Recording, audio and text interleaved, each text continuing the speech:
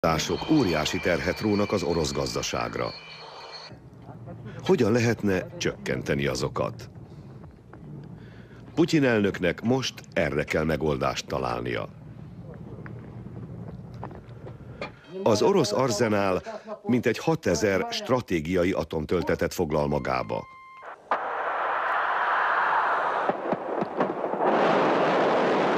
A robbanófejek számának drasztikus csökkentése mellett nem könnyű Oroszország atomhatalmi státuszát megőrizni.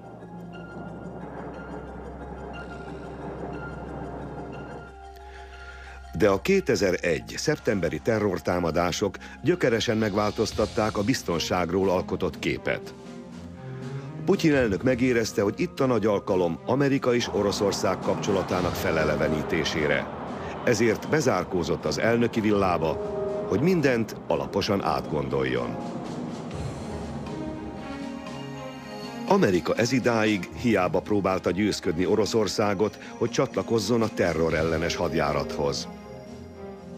Putyin végül olyan döntések meghozatalára kényszerült, amelyek döntően befolyásolták Oroszország sorsát. Orosz dokumentumok. Putyin. Egy nehéz döntés. Fényképezte Fumio Sumi. Rendezte Shoujun Hata és Koji Abe. 2001. szeptember 11-e Moszkva hajnali 5 óra. Ugyanekkor New Yorkban reggel 9 óra van. Putyin épp a Kremlben tartózkodott, amikor a titkosszolgálattól értesült az Amerikát ért támadásokról.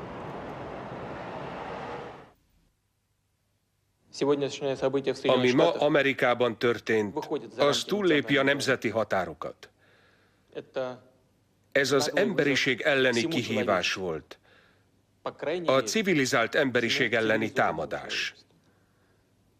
A terroristákkal a nemzetközi közösség csak akkor veheti fel sikeresen a küzdelmet, ha egységesen lép fel ellene, mint ahogy Oroszország már régóta javasolja. A mai tragédia bizonyítja, hogy mennyire sürgős egységesen fellépni.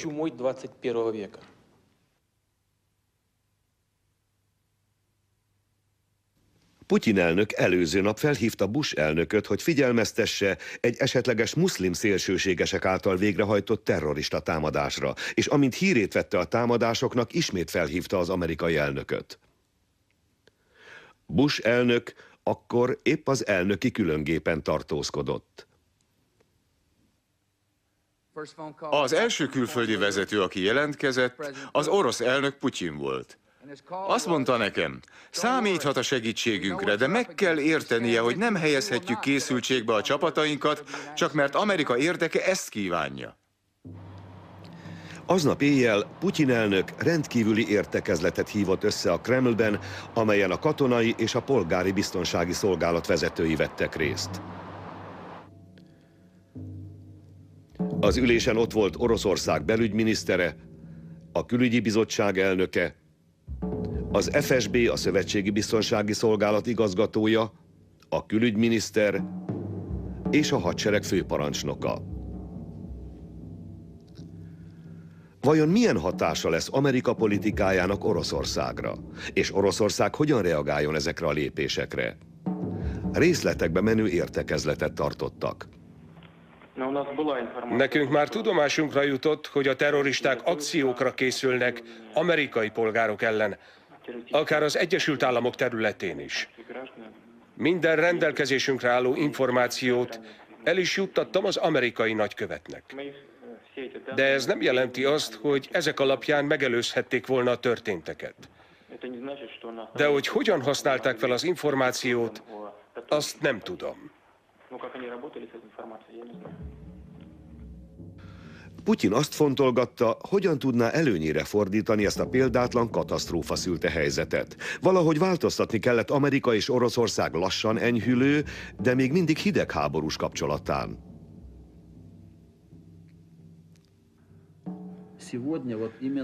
Most az intézkedések és a kapcsolatok, amelyek az országok között létrejöttek, a 2001. szeptember 11-i esemény után átértékelődtek.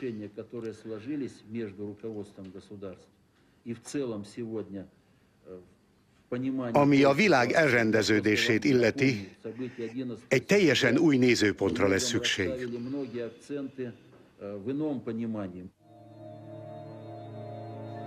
Ugyanaznap Washingtonban Bush elnök is összehívta a Nemzeti Biztonsági Tanácsot. A rendkívüli értekezleten megvitatták a lehetséges ellenintézkedéseket. Az amerikai csapatok esetleges Afganisztánba küldéséről tárgyaltak. Abba az országba, ahol állítólag a terrorista vezér Osama Bin Laden is rejtőzik, de megvitatták a beavatkozás lehetőségét más közép-ázsiai országokba is, köztük Pakisztánba. A Washington Post szerint Bush elindította a globális hadjáratát. Az újság az elnök bejelentését is leközölte. Bush azt nyilatkozta, hogy itt a ragyogó lehetőség, hogy Amerika javítsa viszonyát más országokkal, köztük Oroszországgal és Kínával. Itt nem csupán Bin Laden kifüstöléséről van szó.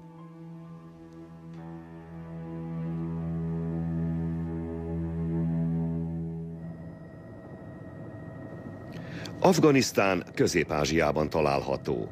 5 olyan ország veszi körül, amelyek a Szovjetunió széthullása után független államokká váltak. Az egész területet 2 nagy ország, Oroszország és Kína veszi körbe. Kihasználva a terrortámadás adta előnyét, Amerika ebben a körzetben kívánta megvalósítani új stratégiáját, különös hangsúlyt fektetve Üzbegisztánra. Közép-Ázsia legnépesebb országa, az Üzbék köztársaság rendkívül gazdag ásványi kincsekben. Miután kinyilvánította függetlenségét, az Egyesült Államok tüstént felállított egy nagykövetséget Üzbegisztán fővárosában, Taskentben. Üzbegisztán kritikus szerepet játszik Közép-Ázsia stabilitásában. Azt szeretnénk, ha ez az ország teljesen függetlenné és stabilá válna. Elkerülendő, hogy a nagyhatalmak politikai játékszerévé váljon. Ez az egyik ok.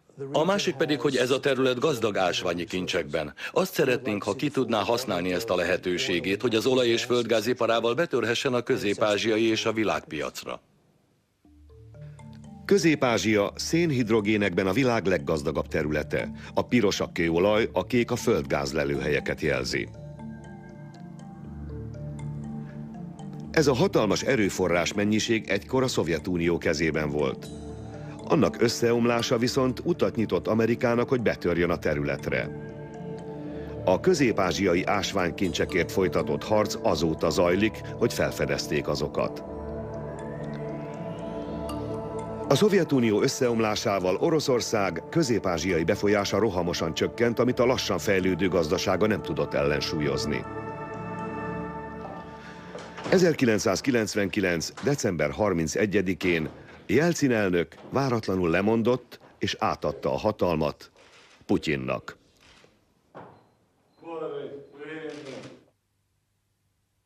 Az atomkapcsoló gazdát cserélt. De Putyin nem csak hatalmat örökölt. Oroszország külföldi tartozása immár elérte a 150 milliárd dollárt. A védelmi kiadások és az 1,2 milliós hadsereg súlyos pénzösszegeket vont el az államtól. Miután maga mögött tudta a kellemetlenebb örökségeket, Putyin megkezdte elnöki hatalmának gyakorlását.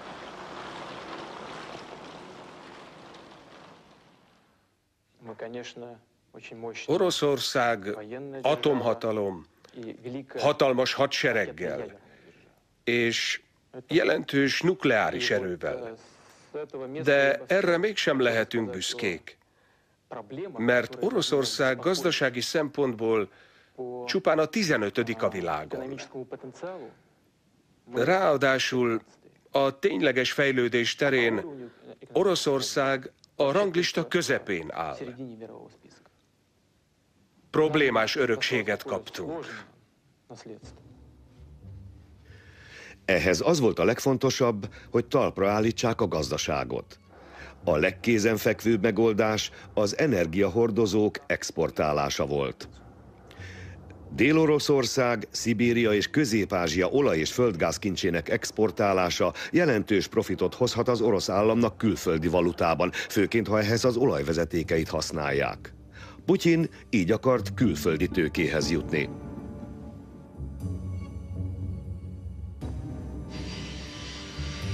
...2000 júniusában megindította energiaexport tervét. Első útja Németországba vezetett. Mivel itt teljesített szolgálatot KGB-s ideje alatt, Németország ismerős terep volt a számára. De kapóra jöttek azon üzleti tapasztalatai és ismeretei is, amit még Szentpétervár főpolgármester helyetteseként szerzett. Egyszerűen földgázt adott el Németországnak. Miután az atomerőművek számát globális rendeletek korlátozták, Németországnak új energiaforrás után kellett néznie, és az orosz földgáz tökéletes helyettesítőnek bizonyult. A mai tárgyalásaink különösen eredményesek voltak. Az Oroszországból beáramló földgáz nem csupán az államnak lesz előnyös, de az átlagembernek is, mivel az olcsóbb energiaforrás mellett orosz befektetők is érkeznek majd, ami még több munkahelyet jelent. Putyinnak mondhatni a kisujjában volt az energiakereskedelem. Annak is elsősorban a kőolaj és földgáz export része. Németország és Oroszország viszonyán minden bizonnyal javítani fog a most tető alá hozott energiamegegyezés.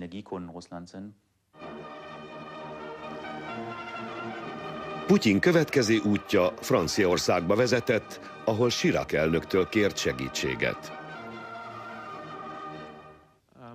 Beszéltünk az együttműködés lehetőségeiről és a szükséges intézkedésekről, nem csupán a kőolaj és a földgáz szállításának ügyében, hanem a villamos energia ellátásról is. Oroszország segítségével Európa energia problémái könnyebben megoldódhatnak. Az egész Oroszországot behálózó kőolaj és földgázvezetékek javarészét még a szovjet időkben fektették le. Még ma is építenek újakat. A vezetékek együttes hossza a 130 000 kilométert is meghaladja. Putyin elképzelése az volt, hogy az élénk lilával jelzett vezetékek segítségével látja el Európát a Közép-Ázsiában és a Kaukázus vidékén kitermelt földgázzal. A vezetéket egészen Törökországig próbálta kitolni. A Kék folyam elnevezésű vezetéképítési tervezetnek az volt a célja, hogy Törökországon keresztül összekösse Európát, mint fogyasztót, Közép-Ázsiával és a Kaukázussal, mint ellátóval. Ehhez több mint 390 kilométernyi vezetéket kellett lefektetni a tengerfeléken. Az építés már majdnem kész van, a földgázszállítás megindítását 2002 őszére tervezték.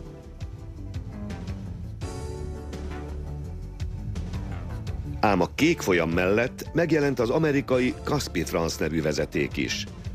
Ennek a célja ugyanaz volt, mint az orosz vezetéké.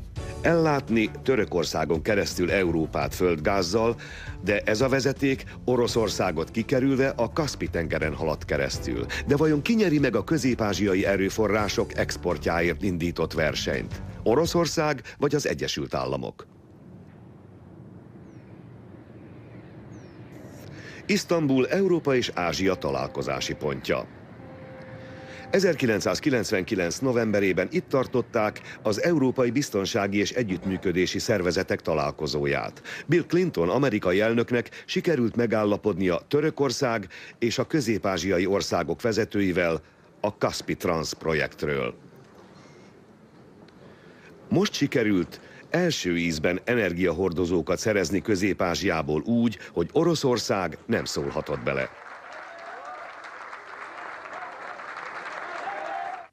Ennek a megállapodásnak az volt a célja, hogy megakadályozzuk az olyan helyzeteket, amikor egy nagyhatalmú ország, mondjuk Oroszország ráteszi a kezét és elszorítja ezt a gazdasági ütőeret. A Kaspi Transz tervezetünk azért került megvalósításra, hogy biztosítsa a kis közép-ázsiai államok gazdasági függetlenségét Oroszországtól. A New York-i terrortámadások pont akkor következtek be, amikor a közép-ázsiai erőforrások megszerzéséért indított orosz-amerikai verseny kezdett élesedni.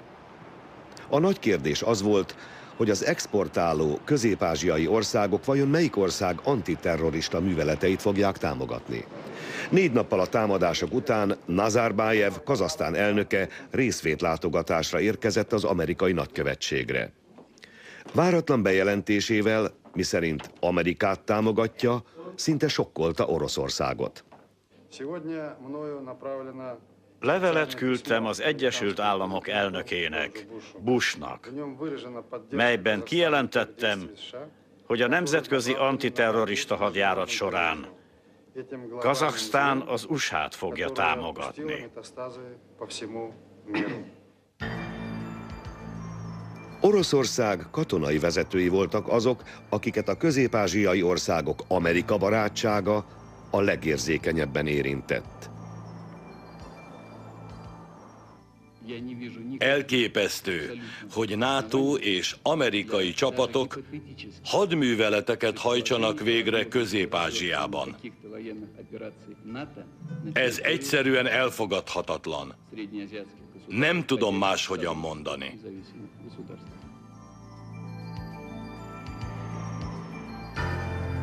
Szeptember 17-én 6 nappal a támadások után Putyin elnök váratlanul elhagyta a Kremlt és Szocsiba, egy a Fekete-tenger partján lévő kisvárosba utazott.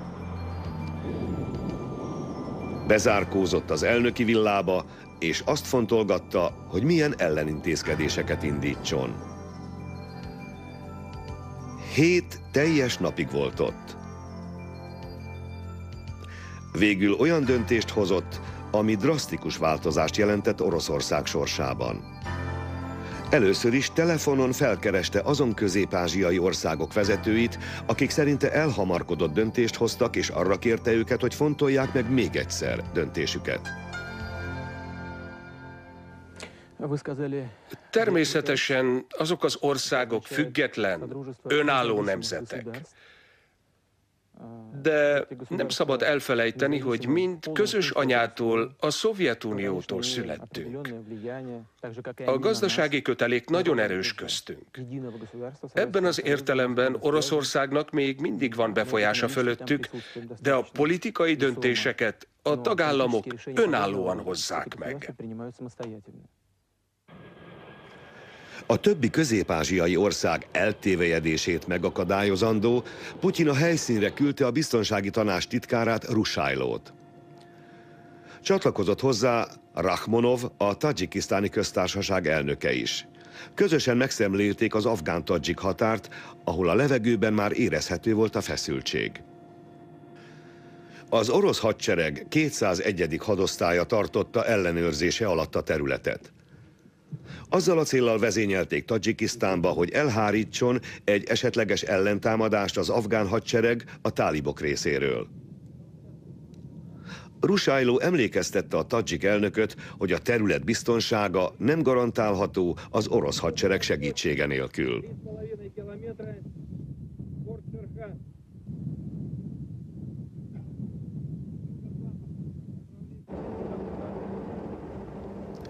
De a legfontosabb feladata az volt, hogy megértesse Üzbegisztánnal Oroszország szándékait.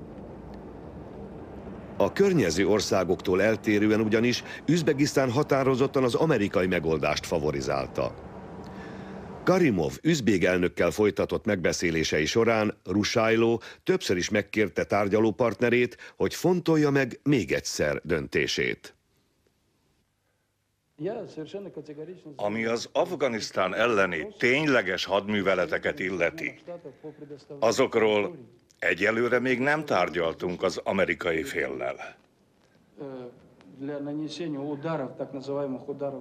Katonai támaszpontjaink használatára nem adtunk engedélyt senkinek.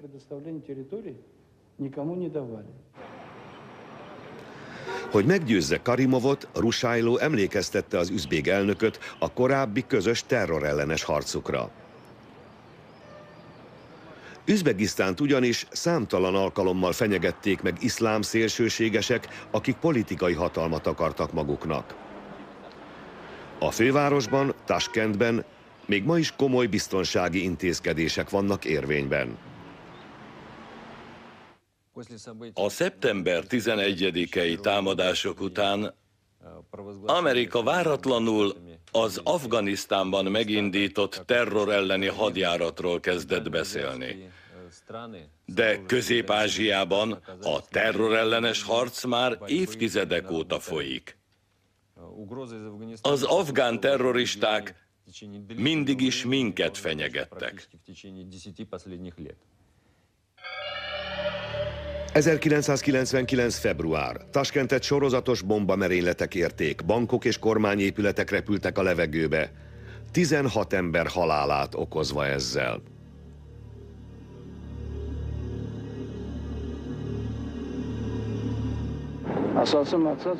A támadások elsődleges célpontja természetesen én voltam, az elnök.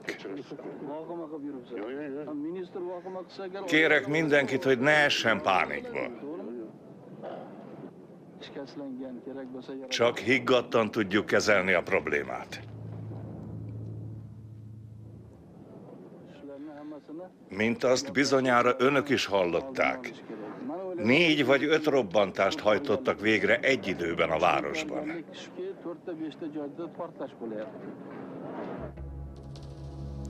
Az üzbék kormány szerint a robbantásokért egyértelműen Juma Namangánit terheli a felelősség. Namangániról úgy tartották, hogy ő az afgán tálibok vezetője és közeli ismerőse Osama Bin Ladennek. A Fergana völgy Üzbegisztánban. Itt van Namangáni hadseregének bázisa. A völgy, ahol a szovjet idők óta folyamatos harc folyik, rengeteg muszlim szélsőségesnek ad otthont.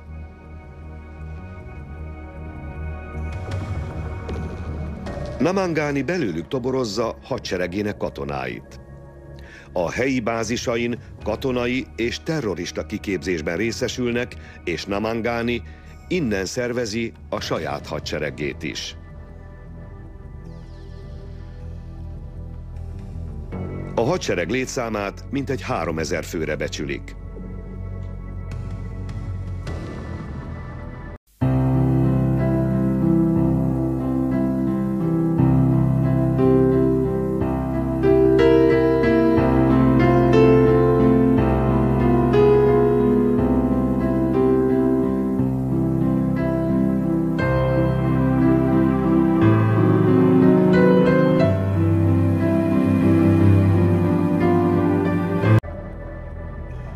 A mozgalom pénzügyi hátterét az Afganisztánból behozott és eladott kábítószerek biztosítják. Bár az üzbék hatóságok minden szükséges eszközt bevetnek, a drogcsempészet továbbra is folytatódik. A drog nagy része ópium és heroin, amit Afganisztánban, a világ legnagyobb kábítószertermelő országában állítanak elő. Az itt termelt drogot a világ minden részébe exportálják. 2000. szeptembere, pontosan egy évvel a New York-i és washingtoni terrortámadások előtt. Karimov üzbég elnök az ENSZ-ben felszólalva figyelmezteti a világot a veszélyre. Arra kérte az ENSZ tagjait, hogy harcoljanak együtt a nemzetközi terrorizmus ellen. Afganisztán az iszlám fundamentalisták hadműveleteinek legfőbb bázisa. Ott termelik a világunkat megmérgező kábítószert. Az eladott kábítószerből befolyt összegből tartják fenn magukat, és a nemzetközi terrorszervezeteket. Az emberiség érdeke, hogy mi hamarabb kiírtsuk ezeket a terroristákat Közép-Ázsiából.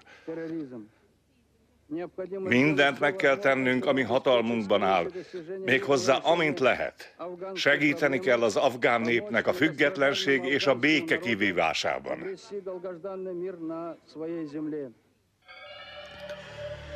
Az Afganisztánból induló terrorista akciók elértek szinte mindenhová Közép-Ázsiában. Beleérte Üzbegisztánt, sőt még a Kaszpi-tengeren túl a kaukázusi térségben is történtek támadások. Grúziát is sorozatos támadások érték.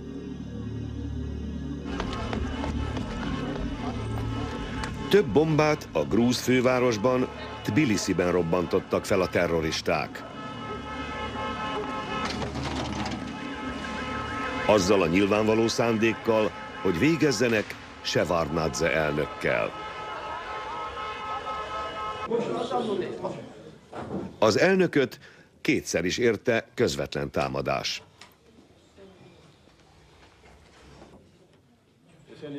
A terroristák nem emberek, hanem lelketlen szörnyetegek. Ártatlanokra támadnak. De most utoljára. A terroristák már 1999 óta folyamatosan támadták Moszkvában az orosz lakosságot. A minden bizonnyal csecsen lázadók által elkövetett merényletek nagyon felkavarták Putyint. A Szövetségi Biztonsági Szolgálat igazgatója úgy döntött, hogy részletekbe menően tájékoztatja a lakosságot. De a támadások száma nemhogy nem csökkent, hanem egyre nőtt, és már nem csak Oroszország, hanem Közép-Ázsia és a Kaukázus területén is előfordultak. Az elkövetők között rengeteg volt a nemzetközileg is körözött terrorista, akik az internet segítségével tartották egymással a kapcsolatot.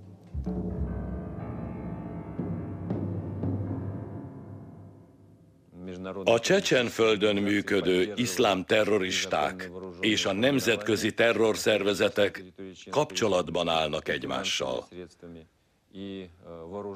Az internet segítségével kommunikálnak és egyeztetik az akcióikat.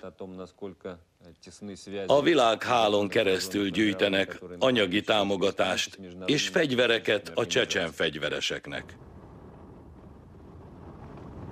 A Csecsen Köztársaság, vagy ismertebb nevén Csecsenföld. Ezen a Kuvaitnál alig nagyobb területen egymást érik a különböző ellenőrzési pontok. Az orosz hadsereg, a belügyminisztérium és a Szövetségi Biztonsági Szolgálat külön-külön ellenőrzi a területen áthaladó személyeket és gépjárműveket. De a csecsen háborúnak 10 év elteltével sem látszik még a vége. A legszigorúbb biztonsági intézkedések és ellenőrzés ellenére a támadások tovább folytatódnak. Elsősorban orosz létesítmények, ellenőrzési pontok, kaszárnyák és raktárak vannak kitéve a terroristák támadásainak. Ezt a felvételt csecsen felkelők készítették. Távirányítású aknákat telepítettek az útra, és várják, hogy arra jöjjön egy megfelelő célpont.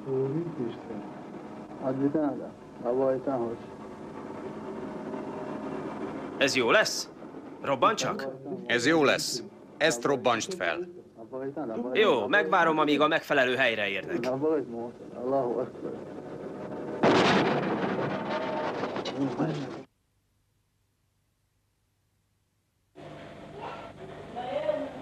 Ezt a felvételt szintén csecsen felkelők készítették 2000 júniusában arról a két fiatal lányról, akik öngyilkos merényletre készülnek. Mindketten 17 évesek voltak. Nagyon szerencsések vagyunk, hogy a sok jelölt közül minket választottak ki. Igen.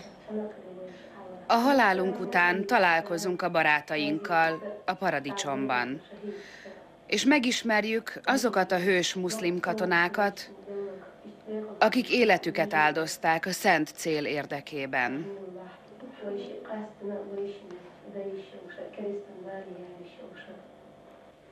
Nem futamodunk meg, és nem akarunk menekültként egy másik országba szökni. Szolgálni akarjuk Allahot, ebben a világban élni úgysem olyan jó. Mindenkinek, aki a paradicsomba akar jutni, harcolnia kell az idegen megszállók ellen.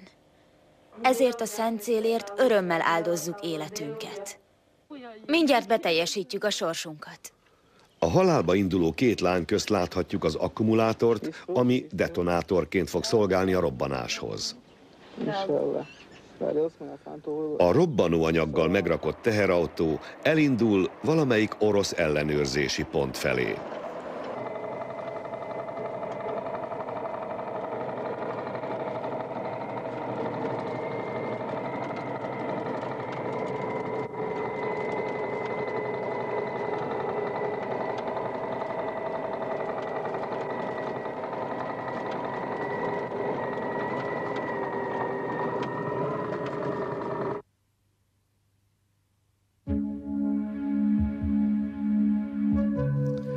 A 2000. június 9-i támadást az orosz újságok kamikáze támadásnak nevezték. 7 orosz katona vesztette életét.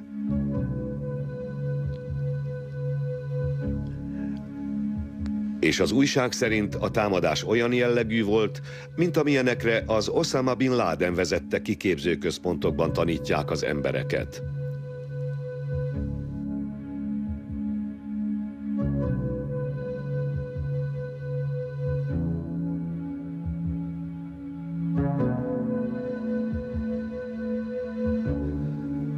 Omar ibn al-Khattab, a csecsen fegyveresek parancsnoka. Az Al-Qaida magasrangú tisztjét személyesen Bin Laden küldte Csecsenföldre. Al-Khattab volt Putyin elsődleges célpontja. Amikor Oroszország gyászol, akkor mi a győzelmünket ünnepeljük.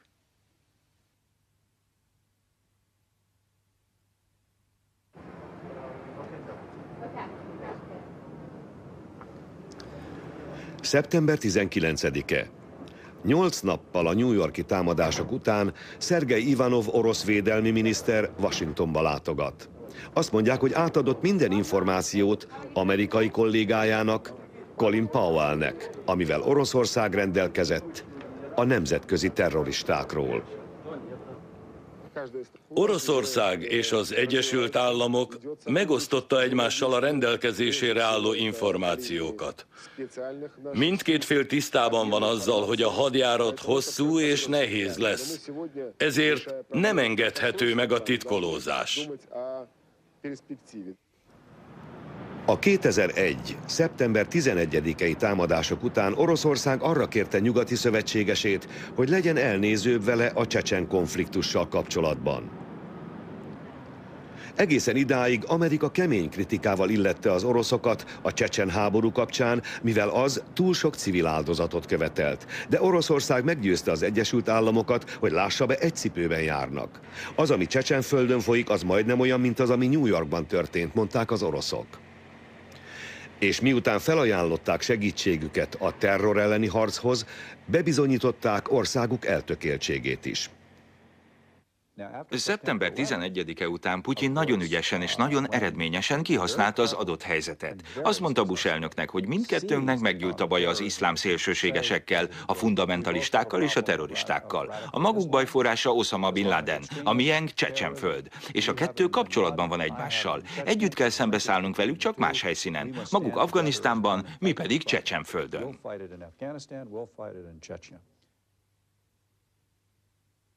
Putyin azt fontolgatta, hogy Oroszország segítségéért cserébe azt kéri az amerikaiaktól, hogy hunjanak szemet a csecsen háború fölött. De ellenállásba ütközött, mégpedig hazai pályán. Az emberek még nem szabadultak fel teljesen a hidegháború hatása alól, és ma a politikusokon nagy a felelősség. Nem csak megfelelő választ kell adni a terrorizmusra, de át is kell értékelni az országok közötti kapcsolatokat és politikájukat. Fel kell zárkózni a 21. századhoz. De vajon Oroszország el tudja fogadni, hogy amerikai csapatok lépjenek Közép-Ázsia területére? Putyin hajlandónak mutatkozott a beleegyezésre, de rosszallóan fogadták az ötletét, különösen a hadsereg kemény vonalas tisztjei. Ez volt a Putyin rezsim eddigi legkeményebb próbatétele. Azt még el tudjuk fogadni, hogy amerikai csapatok hadműveleteket hajtsanak végre Közép-Ázsiában. De azok elvégzése után távozzanak. A további itt tartózkodásokat nem fogjuk eltűrni.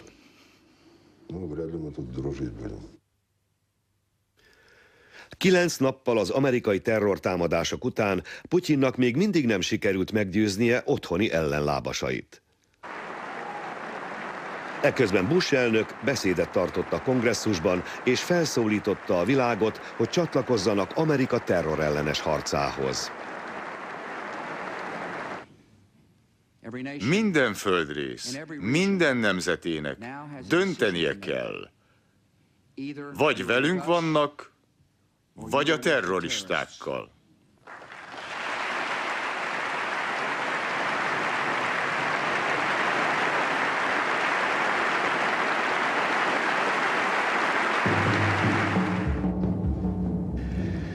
Egy nappal Bush bejelentése után Putyin sietve összehívta a hadsereg és a civil biztonsági szolgálatok 12 legfontosabb emberét egy rendkívüli értekezletre Szocsiba. Ott volt Szergej Ivanov, akit nyugtalanított Putyin amerikaiakkal való váratlan rokonszenvezése, Vladimir Rusajló, a közép-ázsiai országok és Oroszország közti összekötő, Konstantin Tocki, aki az egyik legnagyobb ellenzője volt az amerikai csapatok intervenciójának. A hadsereg képviseletében Jurij Balujevszkij vezérezredes volt jelen, de ott volt Nikolaj Patrushev, Putyin jobbkeze is. Az értekezletet Bush elnök váratlan hívása szakította félbe, ami súlyos vitákat eredményezett. Az értekezlet végül 6 órán át tartott. Putyin nem változtatott a véleményén, és végül meghozott egy rendkívül nehéz döntést. A közeljövőben szeretnék találkozni a frakciók és a bizottságok vezetőivel, megbeszélni az új irányelveket. A terror elleni harc támogatásáról biztosítottuk a nemzetközi közösséget. Oroszország mindig azt javasolta, hogy a terror elleni harc erőit egyesíteni kell. Nincs más járható út.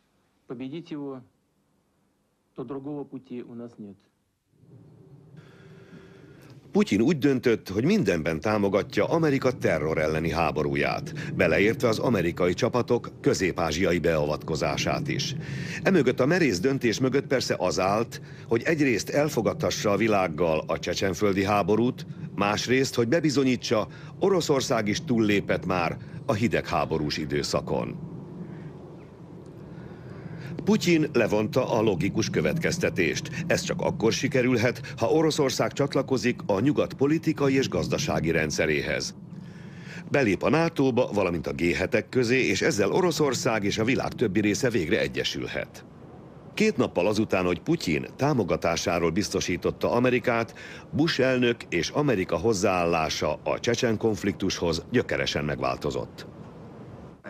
Ha igaz, hogy Csecsenföldön arab terroristák vannak, akik kapcsolatban állnak az Al-Qaida terrorszervezettel, akkor az a helyes, ha törvény elé állítjuk őket.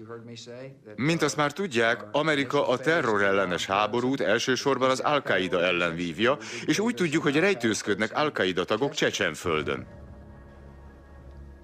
Putyin és Bush bejelentését követően a közép-ázsiai országok, beleértve Üzbegisztánt is, egymás után egyeztek bele az amerikai hadsereg beavatkozásába.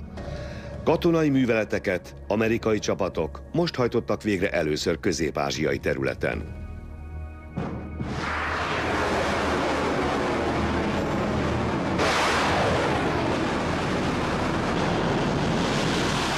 Október 7-e. 26 nappal a terrortámadások után. Amerika koncentrált légitámadást indít Afganisztánban. Az Osama Bin Laden vezette Al-Qaida kiképzőbázisok és a tálib fegyveresek bázisai a bombázás elsődleges célpontjai. Az első támadást légicsapások egész sorozata követte. Miközben az amerikaiak Afganisztánt támadták, Putyin újraindította a Csecsenföld elleni hadműveleteket, amik már egy jó ideje szüneteltek.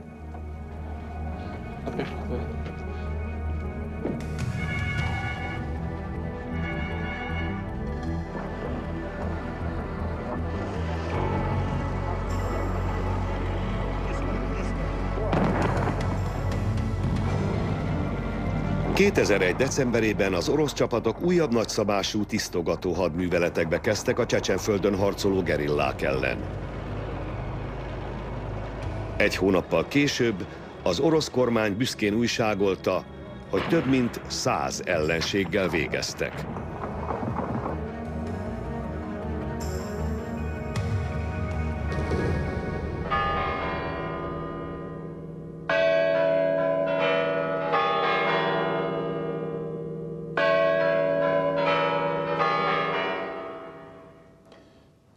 Az Oroszország iránti bizalom és tisztelet az elmúlt időszakban az egész világon megnőtt. Bebizonyítottuk, hogy nem csupán a szavak szintjén támogatjuk a terrorizmus elleni harcot, és nem csak az ország érdekéből harcolunk a terroristák ellen, hanem az emberiség érdekében is, mert az egész világot fenyegetik. Boldog új évet kívánok!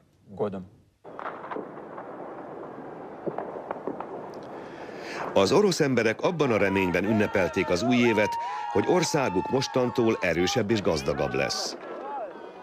Ekkor még nem tudhatták, hogy Oroszországra a legnagyobb csapás vár a hidegháború vége óta.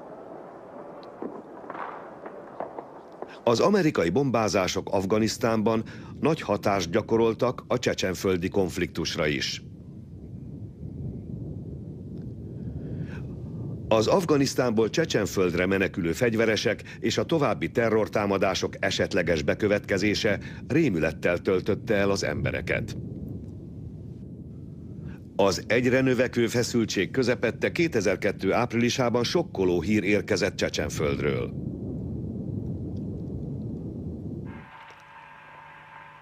Omar ibn al-Khattab, a csecsen fegyveresek vezetője, életét vesztette a harcban. Az Orosz Szövetségi Biztonsági Szolgálat szerint a halála egy titkos stratégia eredménye. Egy olyan terrorista élete ért véget, akiről azt tartották, hogy közeli ismerőse Osama Bin Ladennek. Putyin megsemmisítette célpontját.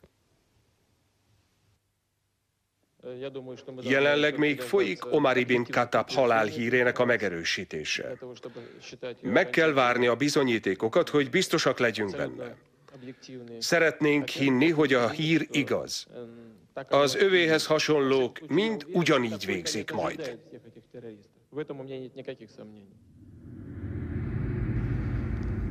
Amerika azonban nagy árat fizetett az Oroszországgal és Putyin elnökkel kötött szövetségéért.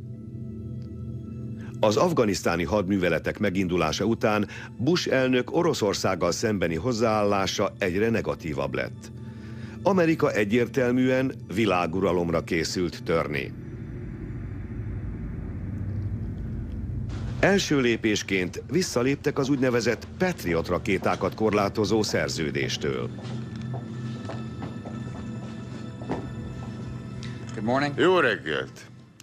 A mai napon hivatalosan is tájékoztattam Oroszországot, hogy az Egyesült Államok visszalép ettől a közel 30 éve fennálló szerződéstől.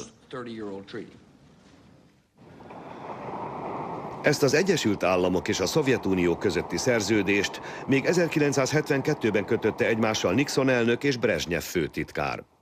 Ez a szerződés a Patriotok, vagyis az interkontinentális rakétákat még a levegőben megsemmisítő rakéták telepítését korlátozta. Az oroszok végig a visszalépés ellen voltak. Úgy vélték, hogy ez felborítaná az Amerika és Oroszország közti nukleáris egyensúlyt és a világ biztonságát fenyegetné. De mivel Putyin elkötelezte magát a nyugat barátjaként, nem volt más választása, mint elfogadni Amerika egyoldalú döntését.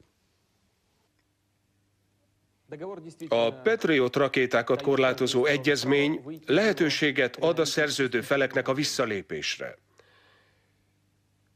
Így Amerika döntése nem ért váratlanul. De szeretném hangsúlyozni, hogy ezt a döntést helytelennek tartjuk.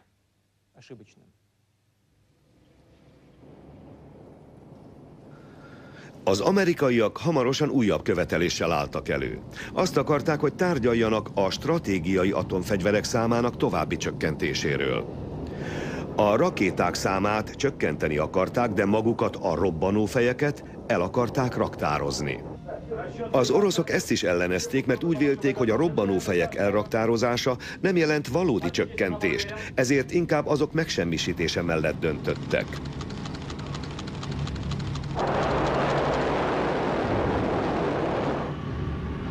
Az oroszok azért ellenezték a robbanófejek raktározását, mert az óriási pénzösszegek felemésztésével járt volna. Azonban 2002. májusában Putyin elnök engedett az amerikai követelésnek, és aláírta ezt az új START egyezményt. A fél évszázadig tartó hidegháború alatt fennálló nukleáris egyensúly végül mégis megbomlott.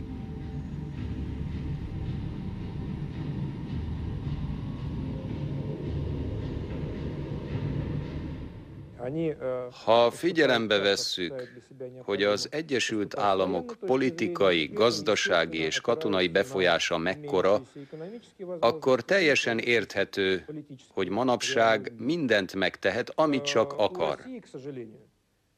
Oroszország már nem tud nyomást gyakorolni az Egyesült Államokra. Szeptember 11-e után megváltozott a geopolitikai helyzet, de nem jó irányban. Mi is történt? Amerikának az a célja, hogy átvegye a hatalmat más országok felett. Megtették az első lépéseket a szuperhatalmi pozíció felé.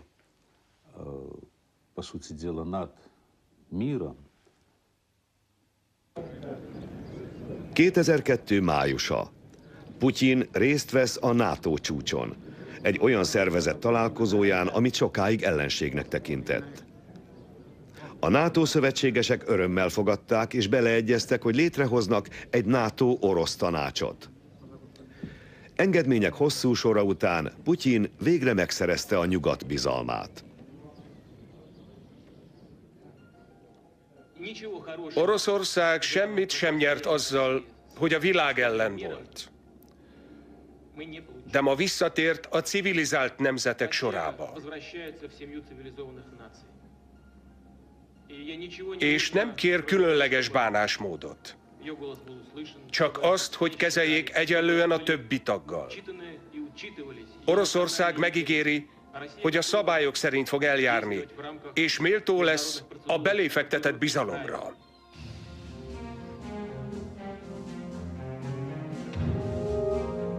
Vladimir Putyin elnöksége alatt az Orosz Föderáció számos súlyos helyzetet élt meg.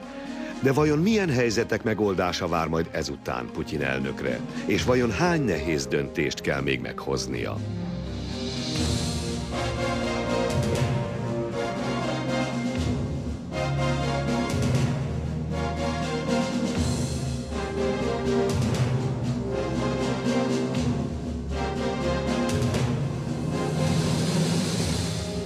Narrátor Végvári Tamás. Magyar hangok: Németh Gábor, Balázsi Gyula, Lázár Sándor, Kis Gábor, Tolnai Miklós, Csénémeth Lajos, Kardos Gábor, Mikula Sándor. Szerkesztő Kisboc Éva. Magyar szöveg Borsicki Péter. Hangmérnök Schriffert László. Gyártásvezető Nagy Zoltán. Szinkronrendező Marton Bernadett. A magyar változatot a Duna Televízió megbízásából